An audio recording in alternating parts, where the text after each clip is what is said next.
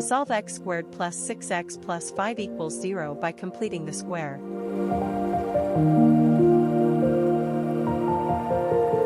We start by moving the constant term to the right side of the equation to prepare it for completing the square.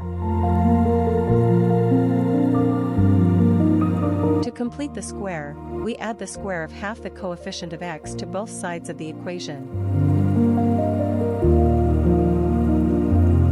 By adding 9 to both sides, we create a perfect square trinomial on the left side, which can be factored into a squared binomial. Taking the square root of both sides allows us to solve for x by removing the square from the left side of the equation.